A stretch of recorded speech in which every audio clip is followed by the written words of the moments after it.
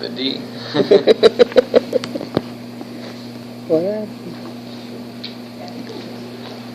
There are over 350 different species of them. They appeared 200 million years before the dinosaurs, and were on this earth around 399 million years before humans. They have remained virtually unchanged over those 400 million years. And humans are basically the only thing they have to fear. I am speaking of the shark. One of nature's most wonderful, yet most feared and misunderstood animals. These dates prove that the shark has a record of endurance. And so why would we need to be concerned about their extinction?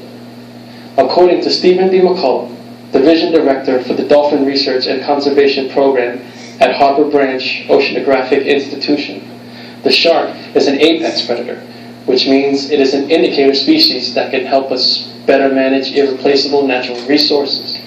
Sharks also play an important role in keeping other species in check, and therefore in maintaining critical balance within the fragile ocean environment.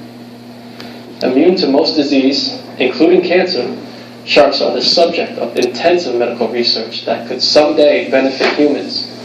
Ultimately, their preservation will ensure our preservation, and likewise, their destruction will ensure the eventual destruction of our oceans, on which all mankind depends. I have been a shark enthusiast ever since I can remember, and have done extensive research of sharks over the past 15 years. Even as a little kid, I would watch Shark Week every year on the Discovery Channel. Sharks are an imperative part of our ocean, and they need to be protected.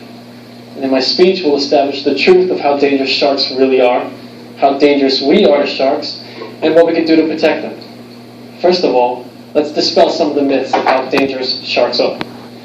Sharks are not an imminent threat to humans. I would like to use an analogy to prove this.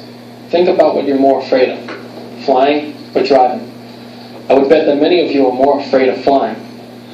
People fear flying even though their chances of being involved in an aircraft accident are about 1 in 11 million. On the other hand, your chances of being killed in an automobile accident are 1 in 5,000. According to Flight Captain Ron Nielsen, you are statistically at far greater risk driving to the airport than flying on an airplane. So why would I bring this up? Because the reason we have a fear of flying is the same as why we fear sharks. The media. The media exploit every airplane crash because they rarely occur, which is also the case for shark attacks. Even deaths from lightning exceed the number of attacks by sharks by more than double. But for some reason, a lightning fatality doesn't seem to make a great news story.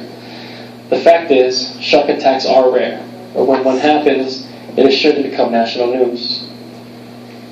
The U.S. Consumer Product Safety Commission reports that there were 37 known vending machine fatalities between 1978 and 1995, for an average of 2.2 deaths by vending machines per year.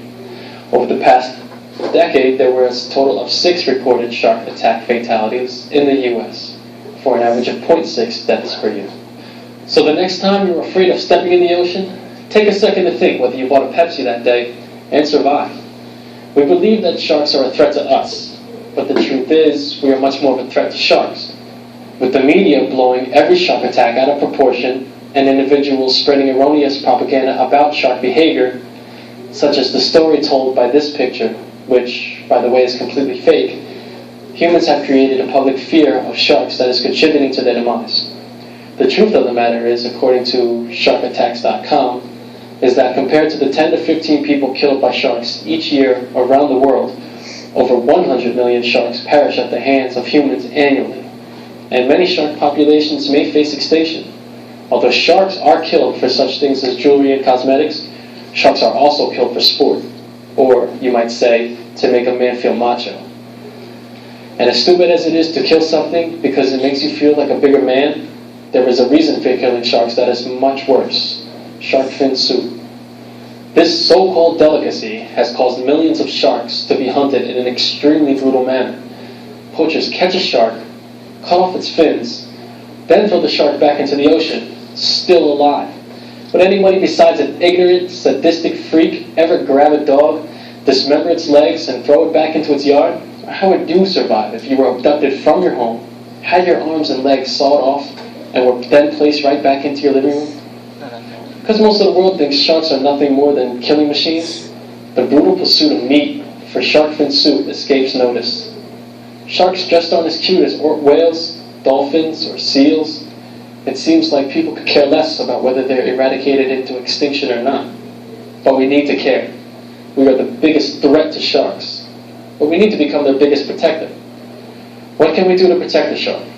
How can we stop the needless killing and maiming of sharks? Number one, do not use any products based on them. And do not buy any jewelry or clothing that is obtained from sharks. And I hope it goes without saying, don't eat shark fin soup. Just as important, spread the word. Let others know that millions of sharks are senselessly killed every year. Let them know the truth about the rate of shark attacks. That humans are over 1,100 times more likely to die from a bicycle accident than a shark attack. There are also organizations that a person can join to help protect the shark. Project AWARE, which stands for Aquatic World Awareness, Responsibility and Education, is a foundation that actively protects all aquatic life. It has a campaign called Protect the Sharks, which obviously focuses on the problems I have described. Many organizations are campaigning to get certain species of sharks on the endangered list. According to the website of the Australian government, the population of the great white shark has experienced at least a 20% decrease. For an animal that gives birth to just a small number of pups every 2 or 3 years, this could be detrimental. There are also organizations that raise funds for shark protection. Some collect donations via their websites.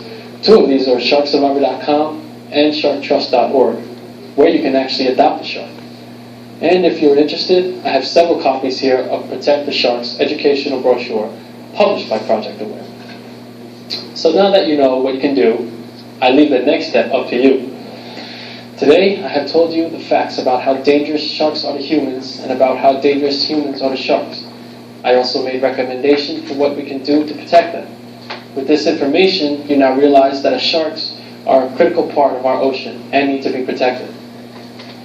I would like to leave you with this thought by Richard Martin, director of the Reef Quest Shark Research Program. One can devise all manner of important-sounding ecological reasons why sharks should be protected. The truth is, we still don't fully understand the nature and extent of sharks' role in marine ecosystems. Sharks should be protected because a world with them is more interesting and diverse than one without. Indeed, the scariest consequence of eliminating sharks from the sea is our own ignorance about what would happen. The choice is up to us.